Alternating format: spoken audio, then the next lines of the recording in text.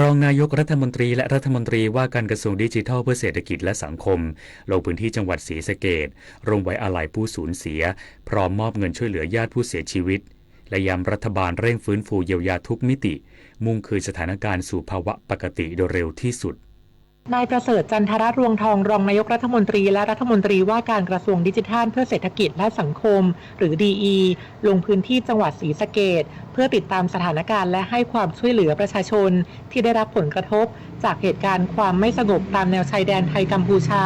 โดยได้เดินทางไปยังศาลากลางจังหวัดศรีสะเกษมอบเงินช่วยเหลือจากกองทุนเงินช่วยเหลือผู้ประสบสาธารณภัยสำนักนายกรัฐมนตรีให้แก่ญาติของผู้เสียชีวิตจากเหตุการณ์บริเวณชายแดนจำนวน9รายพร้อมสั่งการให้เร่งรวบรวมเอกสารของผู้ประสบภัยที่เหลือให้ครบถ้วนและให้ผู้ว่าราชการจังหวัดศรีสะเกษติดตามการเบิกจ่ายอย่างเร่งด่วนและให้หน่วยงานที่เกี่ยวข้องเร่งสำรวจโครงสร้างพื้นฐานถนนโรงพยาบาลโรงเรียนวัดวาอารามบ้านเรือนประชาชนแหล่งโบราณสถานโบราณวัตถุเพื่อขอรับการช่วยเหลือต่อไปโดยยืนยันว่ารัฐบาลจะให้ความสำคัญกับการฟื้นฟูและซ่อมแซมโครงสร้างพื้นฐานที่ได้รับความเสียหายพร้อมทั้งเร่งดำเนินการติดตั้งอินเทอร์เน็ตให้กับชุมชนในพื้นที่เพื่อสนับสนุนการเข้าถึงข้อมูลและบริการของรัฐจากนั้นนายประเสริฐและคณะร่วมวางดอกไม้ไว้อาลัยณสถานที่เกิดเหตุความรุนแรงบริเวณสถานีบริการน้ำมันบ้านผืออำเภอกันทรลักษณ์ธนพร ปารุณฤทธิ์รายงานรัฐมนตรีว่าการกระทรวงพาณิชย์นำคณะลงพื้นที่ตลาดนัดจตุจักรกรุงเทพมหานครเร่งฟื้นฟูการท่องเที่ยวเพื่อสร้างรายได้ให้ผู้ค้าไทยนายจตุพรบุรุษพัฒน์รัฐมนตรีว่าการกระทรวงพาณิชย์และหน่วยงานที่เกี่ยวข้องลงพื้นที่ตรวจเยี่ยมการจำหน่ายสินค้าและเยี่ยมชมสินค้าเด่นดังภายในตลาดนัดจตุจักรเขตจตุจักรกรุงเทพมหานครเพื่อให้กำลังใจผู้ค้าและผู้ประกอบการหลังพบว่าจำนวนนักท่องเที่ยวที่มาจับจ่ายใช้สอยในตลาดลดลงจากช่วงก่อนหน้าส่งผลให้บรรยากาศโดยรวมไม่คึกคักเท่าที่เคยเป็นพร้อมระบุว่าขณะนี้กระทรวงได้ประสานความร่วมมือกับกทมในหลายด้านเพื่อรับมือกับผลกระทบจากภาวะนักท่องเที่ยวลดลงโดยย้ำว่าตลาดนัดจตุจักรยังถือเป็นแลนด์มาร์คระดับโลกด้านการท่องเที่ยวจึงต้องเร่งหามาตรการกระตุ้นภาคการท่องเที่ยวและเศรษฐกิจฐานรากให้กลับมาคึกคักพร้อมระบุว่าจากการลงพื้นที่ในวันนี้พบว่าสินค้าที่จำหน่ายยังมีความหลากหลายราคายังอยู่ในเกณฑ์ปกติสะท้อนให้เห็นถึงความพยายามของผู้ค้าในการรักษาเอกลักษณ์อัตลักษณ์ของร้านซึ่งเป็นจุดแข็งสำคัญที่ช่วยดึงดูดนักท่องเที่ยวในโอกาสนี้ยังเสนอแนวทางการปรับปรุงตลาดนัดจตุจักรในภาพรวมไม่ว่าจะเป็นการจัดระเบียบภูมิทัศน์การจัดทำแผนที่ตลาดการจัดหาบุคลากรที่สามารถสื่อสารได้หลายภาษามาเป็นอาสาสมัครเพื่อช่วยอำนวยความสะดวกในด้านการสื่อสารให้กับนักท่องเที่ยวต่างชาติรวมถึงการพัฒนาสิ่งอำนวยความสะดวกภายในตลาดเช่นห้องสุขาลานจอดรถและทางเดินให้สะดวกปลอดภัยมากยิ่งขึ้นทัพทวีศรีวิบูลย์รายงานรัฐมนตรีว่าการกระทรวงเกษตรและสหกรณ์ลงพื้นที่ตรวจราชการและมอบปัจจัยการผลิตทางการเกษตรให้กับเกษตรกรในพื้นที่อำเภอท่าตะโกจังหวัดนครสวรรค์นายอัฐกรศิริรัชยากรรัฐมนตรีว่าการกระทรวงเกษตรและสหกรณ์เดินทางลงพื้นที่ตรวจราชการที่จังหวัดนครสวรรค์รวมทั้งเพื่อพบปะเกษตรกรและรับฟังปัญหาด้านการเกษตรในพื้นที่ที่ศาลาท่าตะโกรวมใจอำเภอท่าตะโกจังหวัดนครสวรรค์โดยรัฐมนตรีว่าการกระทรวงเกษตรและสหกรณ์ได้ร่วมกับหน่วยงานต่างๆจำนวน9หน่วยงานมอบปัจจัยการผลิตทางการเกษตรให้กับเกษตรกรในพื้นที่อาทิมอบเมล็ดพันธุ์ผักสารเร่งพอดอมอบใบกรรมสิทธิ์ธนาคารโคกระบือเมล็ดพันธุ์ข้าวโพดเมล็ดพันธุ์ข้าวและมอบน้ำหมักปลาหมอคางดำให้กับเกษตรกรในพื้นที่ขณะเดียวกันสำนักงานการปฏิรูปที่ดินเพื่อเกษตรกรรมได้มอบโฉนดเพื่อการเกษตรจำนวน100ฉบับให้กับเกษตรกรในพื้นที่เพชรไทยเกิดโชติสวทนครสวรรค์รายงานจบข่าวยุทธพรบานเย็นอ่านรับฟังข่าวครั้งต่อไปเวลา 19 นาฬิกาครับติดตามข่าวที่นำเสนอไปแล้วได้ที่ www.thainews.prd.go.th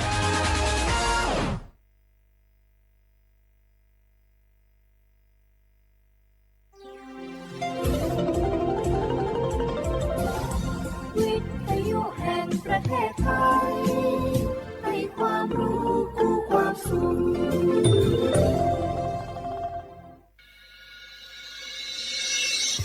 สถานีวิทยุกระจายเสียงแห่งประเทศไทยจังหวัดเชียงใหม่ AM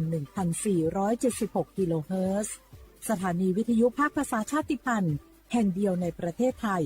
ที่มีความทันสมัย เชื่อถือได้ สร้างอัตลักษณ์กลุ่มชาติพันธุ์สู่สากล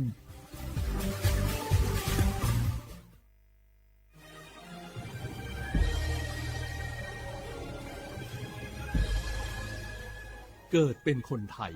เติบโตบนผืนแผ่นดินไทยจงภูมิใจในความเป็นไทยชาติไทยเรานั้นนับเป็นชาติที่มีความเป็นมาเก่าแก่ยาวนานเรามีภาษาวัฒนธรรมและมีสิ่งต่างๆที่เป็นเอกลักษณ์ให้เราได้ภาคภูมิใจในความเป็นคนไทย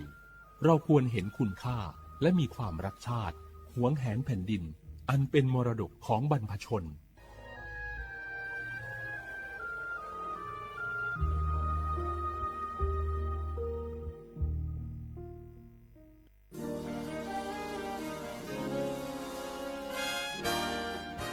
เสียงจากพระสงฆ์นิกรถวายพระพรพระบาทสมเด็จพระเจ้าอยู่หัวเนื่องในโอกาสวันเฉลิมพระชนมพรรษา 28 กรกฎาคม 2568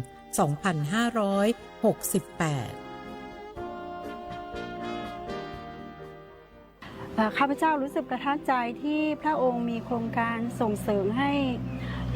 ชนเผ่าชาวเขาอย่างพวกเราได้มีอาชีพและก็มีความรู้ในการประกอบอาชีพทำให้มีรายได้เสริมเพิ่มจากการเป็นเกษตรกรเนื่องในโอกาสปีนี้เป็นปีมหามงคล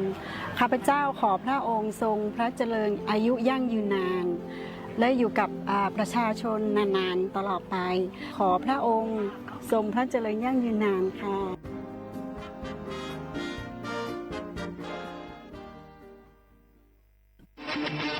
ในยุคที่เทคโนโลยีก้าวกระโดดโจรออนไลน์ก็ก้าวตามมาติดสื่อออนไลน์เปรียบเสมือนแหล่งข้อมูลชั้นดีของโจรออนไลน์เราควรใช้สื่อออนไลน์ด้วยความระมัดระวังและป้องกันตัวเองจากโจรออนไลน์ด้วยคาถา3อย่า 1. อย่าโหลดแอปจากแหล่งอื่นๆที่ไม่ใช่ App Store หรือ Play Store 2. อย่าแอดไลน์คนที่ไม่รู้จักหรืออ้างเป็นเจ้าหน้าที่หรือหน่วยงานต่างๆไม่ว่าจะเป็นจากรัฐหรือเอกชนและ 3. อย่าสแกนใบหน้าหรือให้ข้อมูลส่วนตัวในแอปที่ไม่รู้จักเด็ดขาดที่สำคัญควรท่องให้ขึ้นใจว่าธนาคารจะไม่แนบลิงก์ทุกประเภทผ่าน SMS และอีเมลรวมทั้งไม่ส่งลิงก์ขอข้อมูลสำคัญผ่านช่องทางโซเชียลมีเดียยกเว้นกรณีลูกค้าร้องขอด้วยตัวเองเท่านั้นด้วยความปรารถนาดีจากสำนักงานประชาสัมพันธ์ที่ 3 กรมประชาสัมพันธ์เจ้าจะอี้อากาศกำลังดีมีหมอกมีเหมยมีน้ำข้างเหมือนในฝันเลยเนาะเจ้เนาะใจละยิ่งตอนแรงซ้ำห้ายนะช่วงตะวันจะตกดินน่ะฟ้าเป็นสีทองงามแต่อากาศแบบนี้นี่นักท่องเที่ยวชอบเนอะว่าได้สาวๆมายืนตากน้ำข้างอย่างกันอยู่นี่บ้านหนาวมันก็นี่เปิ้นกำลังชมความงามธรรมชาติอยู่มาอู้ให้เสียบรรยากาศหมดไอ้แก้วว่าแต่ว่านี่จะไปไหนนี่วันนี้นี่พูดนั่นกันนะจะไปเฝ้าเฟืองหิกำที่กลางต้มกูนะที่ป่อบอกว่าจะปลูกหอมแล้วนี่ไอ้แก้วเปิ้นกำลังซื่นชมอากาศดีๆนี่จะไม่ยากคืออากาศเสียอย่างไรนี่เอาเห็นหมอแก้วเคยบอกกันโลว่าการเผาอะทำให้เกิดมลพิษฝุ่น PM 2.5 มันส่งผลกระทบต่อสุขภาพต่อสิ่งแวดล้อมและการท่องเที่ยวตอนนี้อากาศบ้านเฮากำลังดีๆอยู่ถ้ามีการเผาเศษวัสดุต่างๆอากาศก็แย่นักท่องเที่ยวก็บ่อยากมาน่ะกะใจละจิอากาศกำลังดีๆอยู่จะมาเผาอะไรเปิ้นเหียไปเลยไหนไอ้แก้วคือไอ้คำมันมาไถฮือมันเตะไอ้แก้วนี่นะโอ้ขอโทษครับน้องพล่าคิดว่าเผามันง่ายดีแน่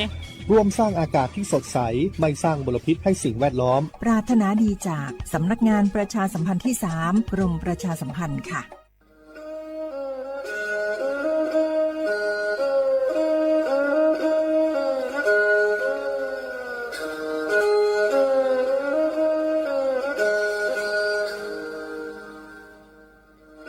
Đào núa, số tông chua sang xua, hữu tế chào thai, đào lúc sáng tranh mày. Lúc sư hỏi hà lưu mông, inu bế hà ó ra. Yang sơn dũ, bế hà thảo sư hỏi, giữ tính, dù trao tính. Yang trao đô, bế hà thảo sư hỏi, cậu giang tính, dù cậu dị tính. Sang tầng đào sang AM, kế ít thanh bao bùa sang chào chào kHz. Đào núa mông, do bấy lưu mông, suốt lờ so căng nông tàu.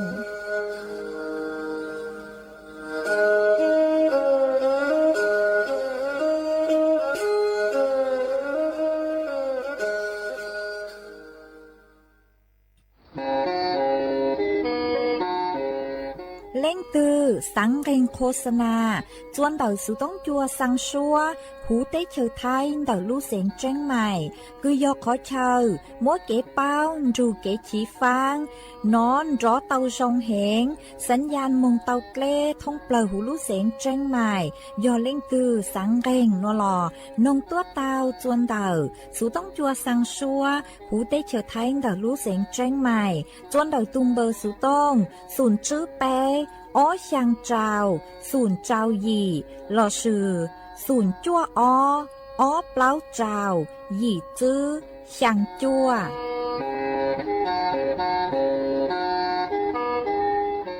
nhớ rằng ý trong nạt sự cứ tin nên chẳng suốt lâu đợi núa cú bao nhà sỉnh hàng dòng xa trọ cán chọn đủ số tông chua halumon đợi lúc sỉnh tranh mày tuân giữ ý trong nạt sự cứ tin nên chẳng suốt lâu uốn đây núa chỉ cú yết thói ý trong nạt sự cứ tin nên chẳng suốt lâu cứ mình gang lu sai hang gang lu nong nhớ cho hồ page Facebook mà thó của mày bánกดไลค์กดแชร์ý lên ýแชร์ปุ๊cho page สวท AM ý chênh bao bùa yang chào chào kilohertz mà cú ở trong đào cho mấy suốt lơ cứ mấy bán thân gang số tông chua halumon đợi lúc sành tranh mày ó cú hoàng hát cha sa hata mấy suốt lơ yếu lùn rô cú nhó ở phong dư thảo bi mong châu chua thảo sao mà cú yếu trang tàu chua ý trọng nạ chứ cứ tin ninh trang suốt lơ tao bao hata nô nua chỉ cú chua cờ lúc xua chua suốt lơ tao nó xưa ó yo hata lên thư cứ mua số chỉnh chênh nùa lò mình đào số tông mong xuyên trả mê vì yo hata yo cú chứ nhó chuan đợi số tông chua lợi tê yo chứ mua lên từ lụt dài mê lấy số tông chỉ cú trang tạo lên núa chùa ý trọng nạ chứ cứ tin nên trang suốt lời tao bao chuan dưới núa chỉ bế mong cổng ký lò dậy ua kì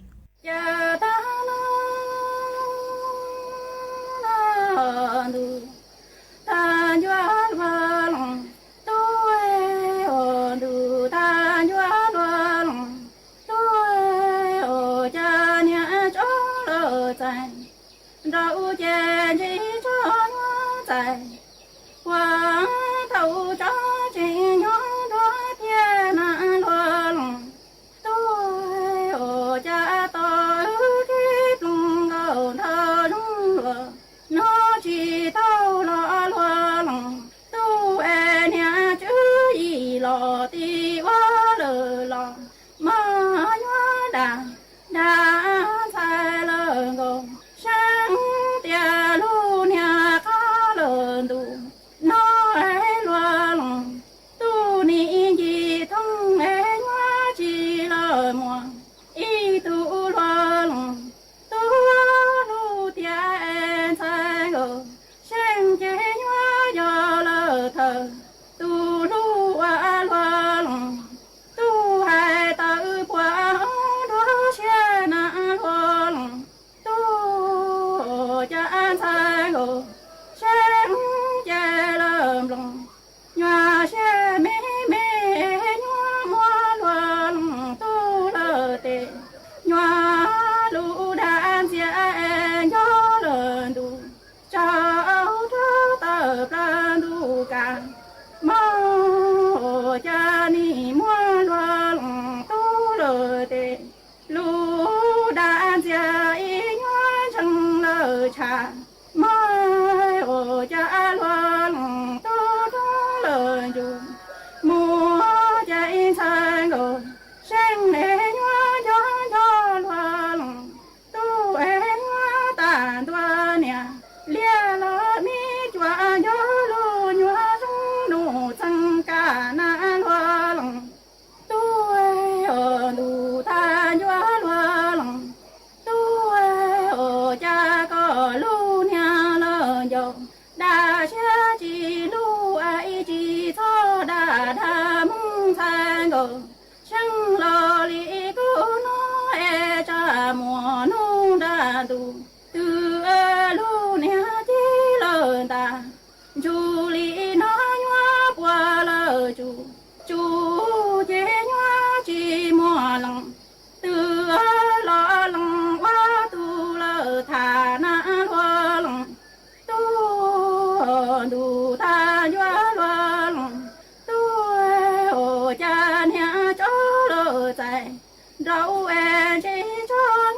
在花头照正月落土那落龙都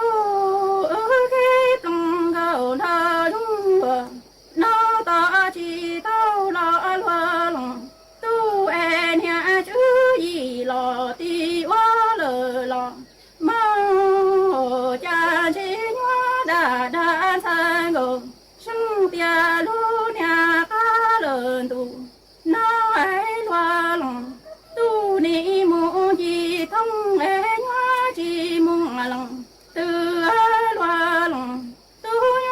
路包里才能够生爱才够生的呀了头都路爱落龙都还挂断就难落龙都爱我家才够生了龙月下姐妹妹月娘住在单多来了龙能爱月莫落龙都得路大家了家老成正难落龙都爱落龙都母在残够生爱月莫落龙都爱月了都下一周到不了都找妈月莫落龙都了的路大家月了家老口走高爱残够生爱落龙都离了个高母在残够真啊家落龙都爱单多年练了米卷着路年生了奴真找那落龙都路他月落龙都爱我家个路娘了有大家记录爱记错大他才够胜利不能爱家莫弄大度的路娘记了大主里那呀过了主这呀寂寞冷的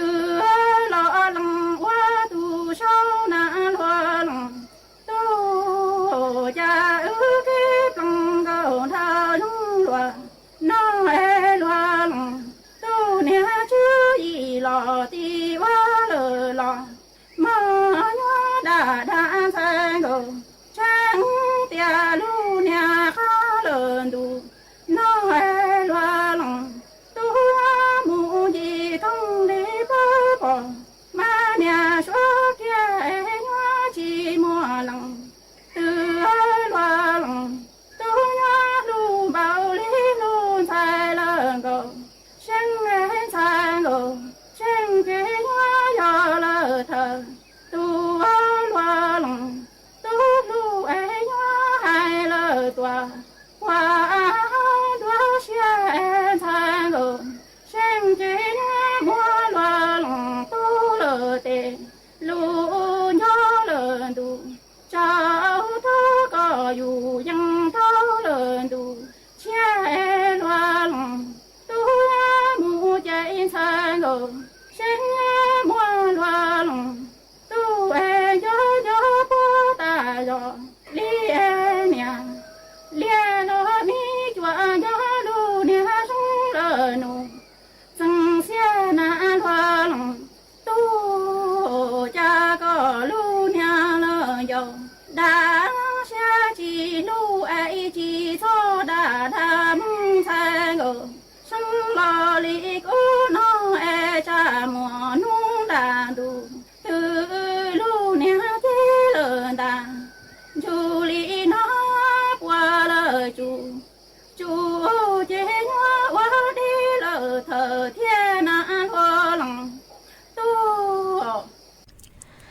วนจื้อหนัวเจกุยมัวอีจังสูสื่อซงจัวจอจื้อเน่งไทยกือสังมงอดทางหนูยอจัวตีเกาหลีใต้ยอหลุดถักจัวอีจงหนาจัวกุตีเน่งจางสวดเหล่าเตาเป้ายอหนุกจื้อกุยอจวนดาวกรมการจัดหางานเตาเคจ่ายรับสมัครจอจื้อเน่งไทยอีเช้งเลงมงอดทางหนูยอจัวตีเกาหลีใต้ดาวลู่ระบบ EPS สายงานเกษตร5ปศุสัตว์มั่วเป็นสื่อกือยัวสมัครออนไลน์เต้าชื่อเลยนุติอ้อโจนุติเป้หรือหยีลินดูเขียงอ้อเช้งจื้อปัวเจ้าเจ้าหยีนัวดาวตูเว็บไซต์ toea.doe.go.th เตาเน่งกับเปล่าชั่วโมงมั่วเป็นสื่อยัวไซสนามสอบเตาอ้อรู้ศูนย์สอบย้อนเดาตัวเจ้งกรุงเทพ5อุดรธานีจ้องไกสมัครย่อหยีปัวเกาบ่ามั่วเป็นสื่อกือยัวไถเตาดาวจู้เฮากีย่อเดาเคาน์เตอร์เซอร์วิส5 ATM 5 อินเทอร์เน็ตแบงกิ้งเจ้าคุณสมบัติเบื้องต้นหมายยจุย่อจ้อจื้อเน่งกือน้องยงเกาหยียงจูไปเจ้าจั่วยงลูกหยีจั่วขอหลอดสุยอแข็งแรงลูกขอมัวจือบอดสีหาจือมัวจ้อกังหม้อกือย่อโรคต้องห้ามจื้อมั่วประวัติอาชญากรรมยาเสพติดหลอดสุยอเจ้าจ้อเกาหลีปัวจื้อปูจวงกังลูกติ๊กเชาหาจื้อเตามุนยอดจุติเกาหลีดาวตูวีซ่าอีจั่ว5อีเก่าต่างชอยยอดจื้อลุชงว่าเป็นสื่อกือยวนนูเต้าจวนดาวสำนักงานจัดหางานจังหวัดชวดลุเสงลอซยอดาวสูต้องมงนูเต้าจวนดาวตูสายด่วนอีจื้อศูนย์เจ้ากดอ้อกรมการจัดหางาน5ตูสายด่วนอีเจ้าจั่วเปล่าเยกูจอนลูถังคาจวยจงนาจะกูที่เล่งจ้างสวดลาวเตาเป้าเลยหนัวซื้อไอจวนจื้อหนัวเจเป๊กจอกกัง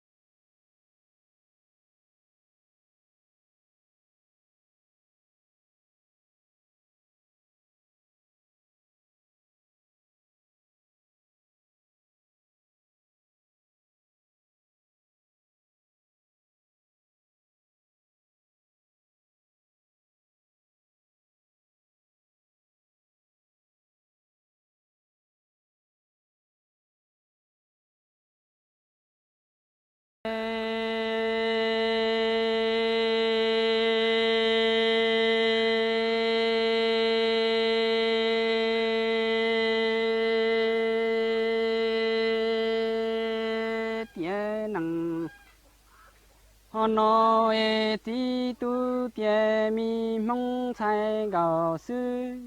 đà đăng hay rong qua nó to khi cũng đồng xe họ là khăn cái chỉ cũng đồng plei là khăn lo có tư chỉ bao cũng do có chế do chán đủ là xin đi san chi có chế san chi trả plei đủ thao cũng chẳng mê quê nó cũng lần nhẹ lần chỉ là lu mi mơ mong có chỉ bao to khi cũ và nó chế gạo ly có chế yang họ chỉ sa bu y tu chỉ用了呀了地có chỉ bao địa ya có đó lư lăng lư tu wa ke chế chỉ cũ cho xe ya là chẳng chỉ mơ ya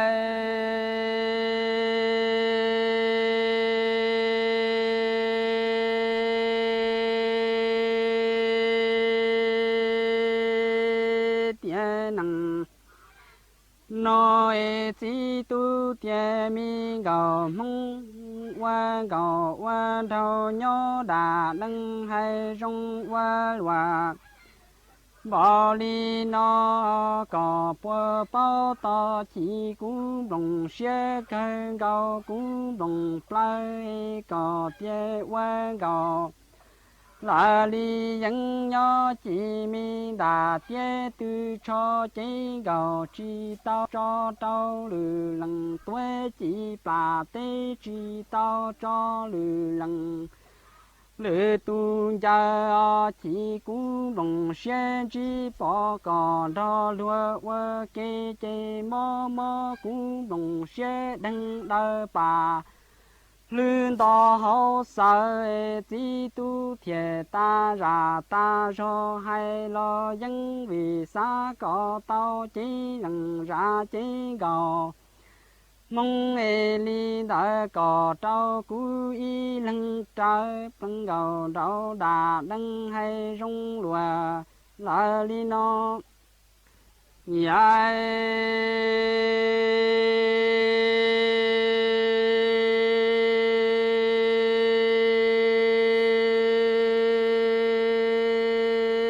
qua gầu lại tie qua đầu nhó trâu tie nằng nó lấy tề nằng lò thả đây xe mong lấy tề sai lò họ tu nằng rong đà nằng lo cho chỉ lại đi có tie cú nói do chỉ gầu mong nhận hay mùa chân là tia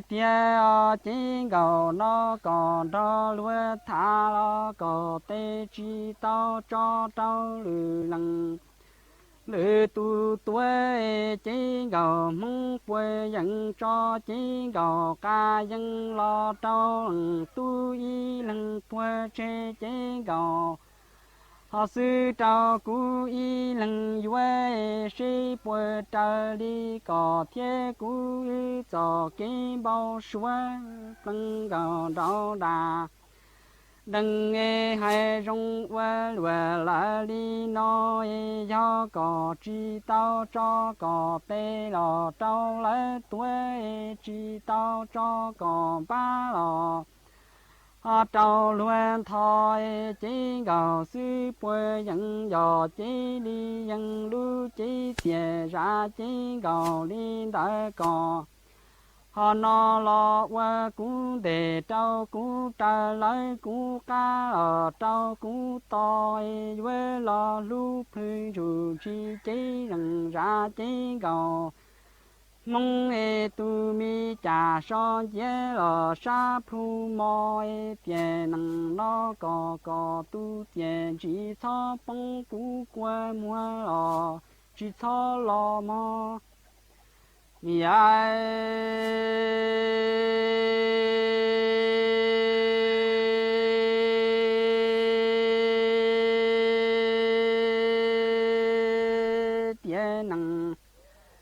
họ nói qua gạo qua trâu nhỏ to chỉ cú nhỏ lùa bao li nó có chi nhẹ bao cú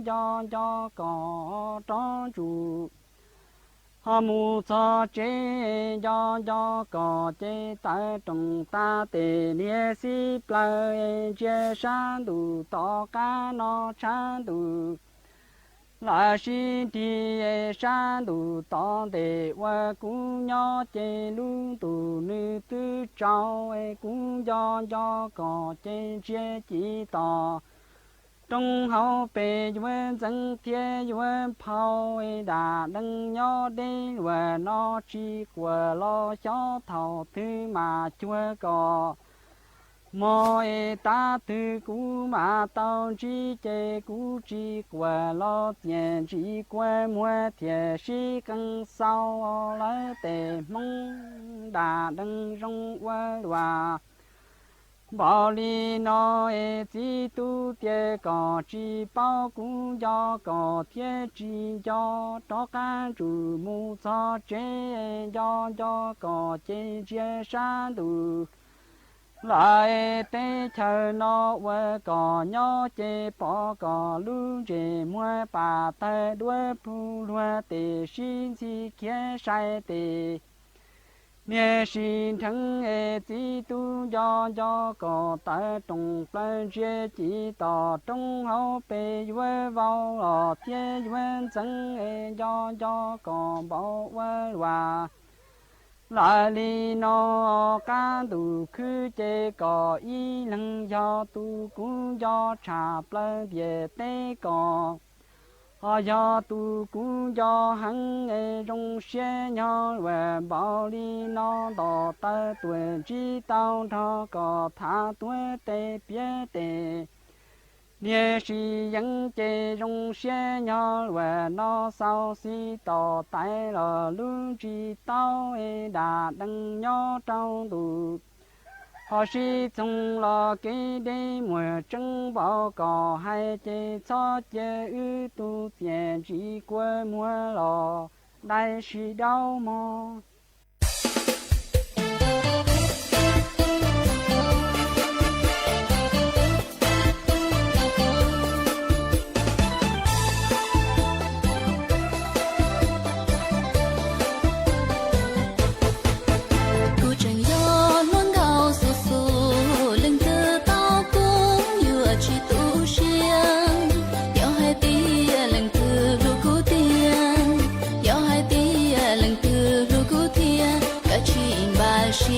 tôi thọ cô nia cô chẳng do ít tu gạo sư Lucia luôn chứ hà chẳng đau hôn chỉ tao mua lần từ ru cũ do lần từ tao luôn cho cũ giờ chỉ mua nu nữa giờ tu xia cô nia la những chế sao về cô nia la những chế sao về rồi nhớ sao mẹ chỉ sao bao chỉ cho giữ mùa cô chẳng do ý tu luôn gạo lần từ xa tao cả chỉ mã xiên tua muốn chia cô bé to xiên tua muốn chia cô bé to xiên hiện tại chỉ chia qua liệt theo ô tê cô nổi gió luôn gạo mùng chua lần từ tao chẳng đun chi nếu lo nên yo chẳng đun chi lo nữ ý thì mong cho nu to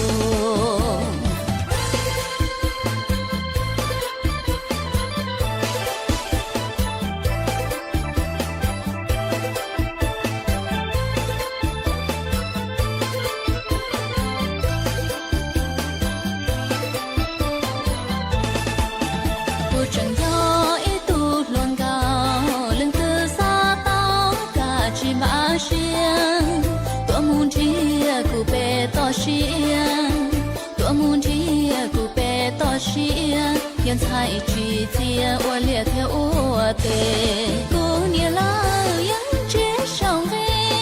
cô nia la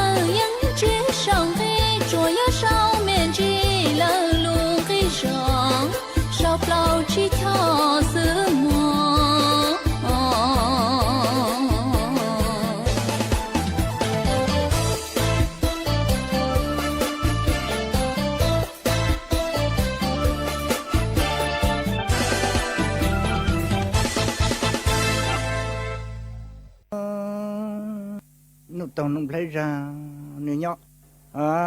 chắc càng rồi thấy lo nhóc cũng tu ít tuần thành con giải rong câu thì ở tu một sự thả lo thì ở tu một sự thả tu ông câu ông rồi tao bê lu xiong lo thì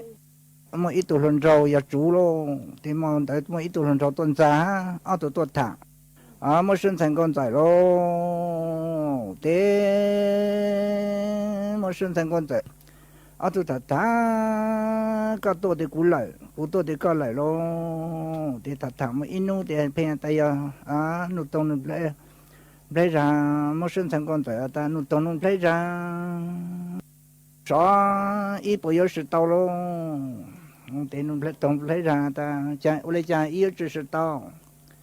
ít tu có ổn rồi trong tâm bộ nó thì ít sự tao sẽ là bỏ thì mà sinh thành con tới nụ tông nụ lấy ra ta nụ tông nụ lấy ra xóa ít ổn có ổn rồi trong tâm bộ nó ít hai trong tâm bộ nó bị kỳ cam tu các sáng bổ cú nó tên cho cú yên chủ mà bị kỳ các sáng bổ cú nó tên các món nhát tí trong sai đó nụ tông nụ thấy là rõ lù lô lù tu tế nụ tông nụ thấy sáng bị trở lại chỉ ra thì nụ tông nụ thấy ra ta giờ lên nó mà sáng lang trở lên chữ ta chữ yếu ở đây cha nó ít tại yon chủ mong nó yếu lên cha nó thì nụ tông nụ thấy ra chữ ta tu chữ sát thôi但是nó mà cú hay lên nó cha cú chủ có một lợi thế ít mình tồn tăng ít mình tồn ít trang tăng chủ có ít mình tồn ít trang tăng chủ có lên mà cho chủ cái tàu chủ lưu xe bữa tàu thành con dở cho rồi thì ở từ lù nhỏ nó tàu nó thấy rằng sẽ sáng tỏ pin nó sẽ sáng tỏ pin nó tàu in tu thế mà in nhỏ thì mà in thì chắc cả một tháng tàu lông câu tôi chỉ nhỏ thì ở tôi sức thẳng thì mà in thì sẽ làm thành con dở ta nó tàu nó thấy rằng sẽ bị kín sẽ cam thông sẽ cúi mông lô để có giống một từ ta cúi một bề cái này có sáng phủ cú nó để có một nhau bị kế to có một nhau bị kế to na có một nhau bé trong cái tu kế chỗ na mà ít tu kế chỗ mà ở tu kế bò ít tu lù tao lù để có một nhau bị tao cú na để cú lù để có bụi ít la ta kinh tới thế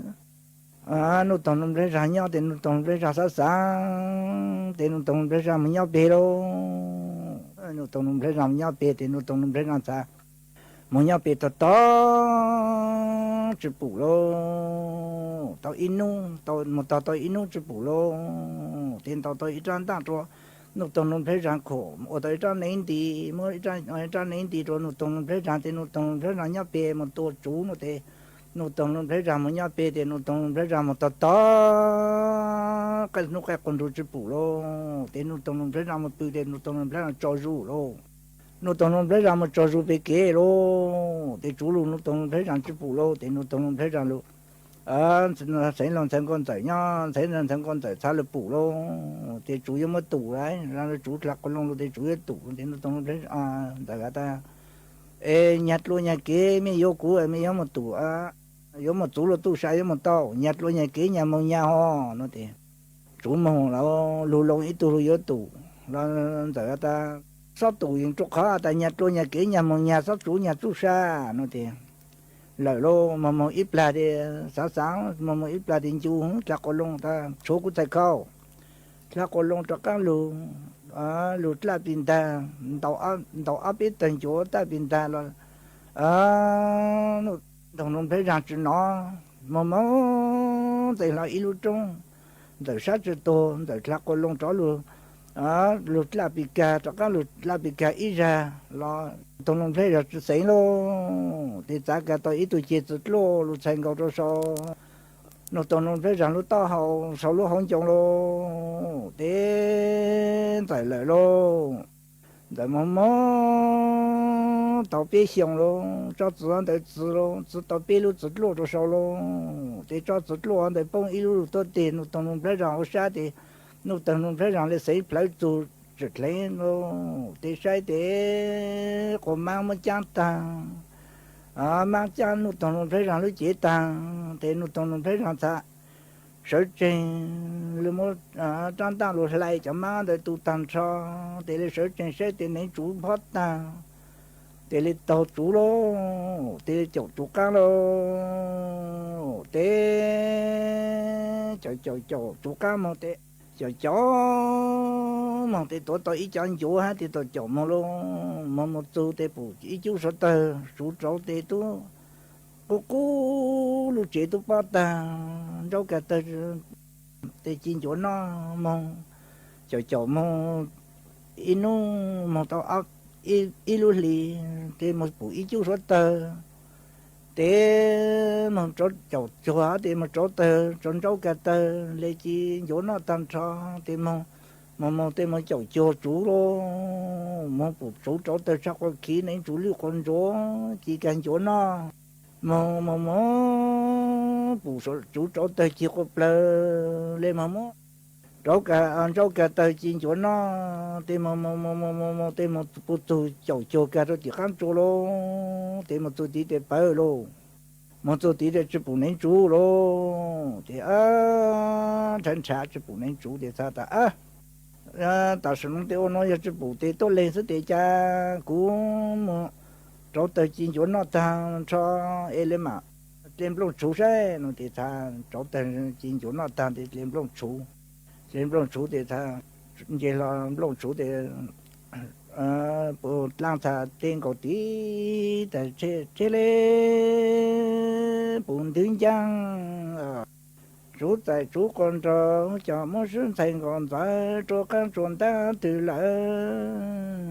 chế lê bùn đứng đế chú tại chú con cho mỗi sinh thành còn tại cho các chuẩn đế từ lại nó thì tên cái tiếng trong chùa đó trên đây bùn thương cha nụ tông nụ plei ra còn nó mà có chữ hết la có tỏ chữ to chú tại chú con đâu căng còn nó mà có hết la có tha tỏ to chú tại con đâu cá nên nụ tông nụ plei ra nó tiền để sáng thấy tụi tao giờ cũng nó mò cũng chỉ hụt lan đi chơi luôn thì lên cả tôi ý cho mò ý chẳng cả để lên mà hụt lan đi chơi nó luôn một tụi tao lúc bao giờ thì lên mình chơi lo số lúc bao giờ để tao hụt lan đi chơi nó thì tao mua hụt lan đi chơi tàn trò thì lên cho cá luôn trả thì giá phụ nên chủ lực con tao này luôn để nên chủ lực con tao cho bố tiền đáng cho luôn để ta cho mà sinh thành con tại một tôi tiền đáng cho mà sinh ra cho mà lên chỉ là số lúc nào bắt cho đó thì nó thật lên trong lòng chú cho nên bùn tương giang chú tại chú con cho mà sinh thành con tại cho một chỗ các chuẩn ta từ lại nó thì thật tin lại tí lụt chỗ này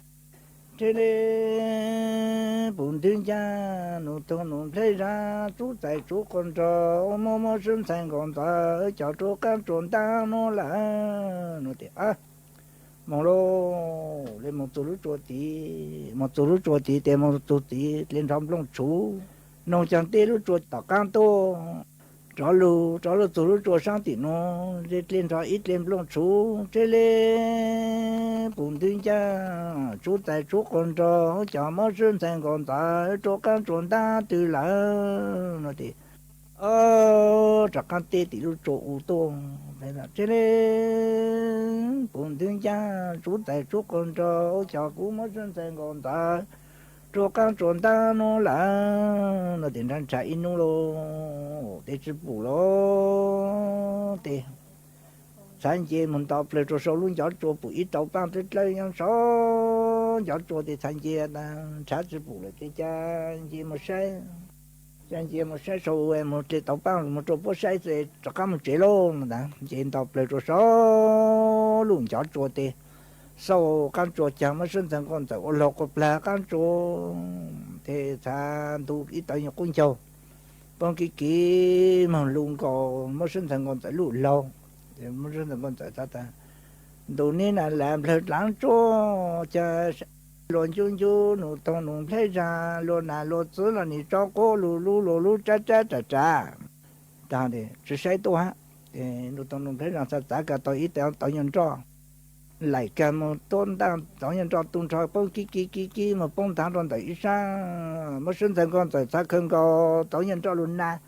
na vì cái này chẳng chỉ nãy giờ lấy cho là có một xe này chả nụ tông nụ thấy ra nhớ son gió trôi lo thì ta nụ tông nụ thấy ra ta đồ này nó tao nó lấy ra cái tốt lắm chỉ lộ ổn trụ tiền trụ anh trụ còn trên cho tụ lộ nhiều họ lộ hết thì hết trụ trên cho tụ lộ này cái tốt lắm chứ giờ thì coi cũng thà to mà mất sinh thành con ta cũng cây lù rồi nó cái sát trồng cây nó cái nhát chứ sao cái cũng tao tốt là hạt cả tao ít thông lệ rồi sai chủ trình tăng toàn sản nó cho con cha lo thì mất sinh thành con ta nó tao nó thấy ra tao cây lù luôn cái pin tháng lụt xuống cho lụt ôm máu nó tan cho hà nội tông lấy ra ta nội tông lấy ra có cho các mình nhớ sâu u có cho các mình nhớ sâu giáo chùa để tông lấy ra ta chứ mà làm nội tông lấy ra thật lộc cho các mình nhớ sâu giáo chùa luôn thì nhớ thế tăng cầu chơi thì cây cả hạt cái phát thì sẽ thì chúng sản nó lưu rủ rồi luôn thì ta cắt lẩu tất cả mình nhớ sau đó thì nó tông phải rằng cắt lẩu tất cả mình nhớ sau thì nhỏ thì lưu chủ lưu lô lưu long ít tu tí lâu lưu cứ nhỏ ít tu bùa lưu cho plo này tí này nhỏ chế cho này tí này chuyên mắm lên mắm lẩu nè ôi yo chứ còn mình nói tới yo chuyên tới chứ sao chơi ô lê ta đó lưu long tu lo hai tối giặc lù lông ít tu lù là hai tôi giả lù lông tu coi giờ lù tuân cho plo tu cho plo cứ nhỏ ít nào có lù cho plo ta nó giờ cái nhát chế cái này cái này chuyên mắm lên mắm lẩu nè ơi yo cái mình nói thì cho chuyên tận chưa nó chơi dạo lên tá yo nó thì thà lù tuân cho thì thà lù tuân cho thì là pli thà plo có pla tàu nó pli lan lộ thì ta cái nhát sông thế bụng nó tông nó thấy rằng sông gió trôi luôn thì nó tông thấy rằng ta bụng ta giờ lấy tiền cây luôn thì nó tông thấy rằng ta cú lấy cú trưng cây này là này khác là khác mang là mang khác tàu là tàu khác cú trưng cây bộ tụ coi giờ tăng cây ho cú lấy cú trưng cây này là này khác là khác để cú trưng cây cái trưng cây để bị tổ lại còn mi tổ là mi tổ mi pli thay yết làm một tủ lô pli thay yết làm một cái tôi nhớ pli có nó tông thấy là cái tôi nhớ pli có số của mấy ít tháng po từ lúc tao cái nhân được có chút tiền chút đầu của tao cái một lần chỉ có nó cái tôi thì cũng muốn cái tôi po tao rất là để pli chỉ lô chủ thà tại giờ lên nó cái lô chung kê nó tông thấy là cũng là cũng chung kê nữa mà là mang cá chua là chua cá cũng là cũng chung kê cái chung kê bị tổ lại mày tổ này sát tổ lo thì sát tổ plei tu mong nụ tông nó thấy rằng tổ đàn tu cho ở nhà cho nó ăn cho lại ta plei tu mong tổ đàn tu cho ở nhà nó ăn cho lại thế ta cho chủ tổ đàn lo thế chốn nó tại tổ coi giờ lo chốn tại tổ coi giờ thì tại tổ coi giờ ta cú yếm mong đấy thì tại ta cái yếm mong có một sen nó ăn cho cái này mà mong thì là lồng xe thì nó tao nông lấy ra mất tổ tàng ra ăn chỗ lo tổ tàng rồi ra ăn chỗ thế liền lụt chỗ thế liền ô tô mỏ thì có cho một chỗ ra lâu nè thì phải cho một thế cho một chỗ nó tao nông lấy ra nó thì chỉ một chỗ thế sao ta chế thì nó tao thấy là có bao nhiêu ho nó thì chế giờ tên cô thì mỗi chồng mỏ chỗ tôi chở rau cho một rồi chế rồi tên cô mỏ thì nó thì thế nó thì mấy sự tao thì giờ nó thì mấy sự tao thì cú yêu cho cá mồi mấy luôn này mấy sự lúa nó thì rằng rồi thì ta có nó rồi rằng thì tu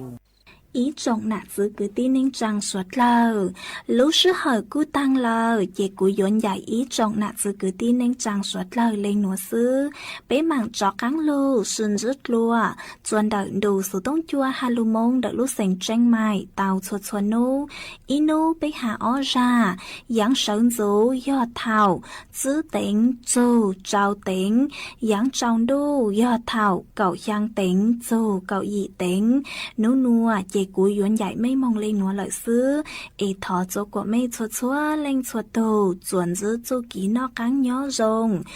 rồng suốt lờ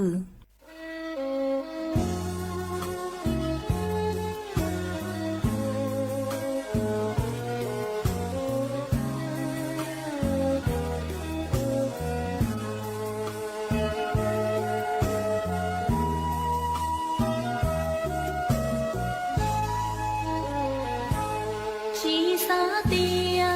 lũ nên nhúa rong li nó mua nia chỉ cho lại chua đầu ý trong tê vua lò ô nhà lo cá nhớ cho kê đê lâu xia nì mò lại thê trên chê nia chỉ ta nhớ tu cho kế ô nhớ trong trái cú kia liên dài lìa chỉ viên giàu không như lo ô lúa nhá hay má lú có muôn đời yên đó yên thơ tư như nề buồn nó ca nhỏ rồi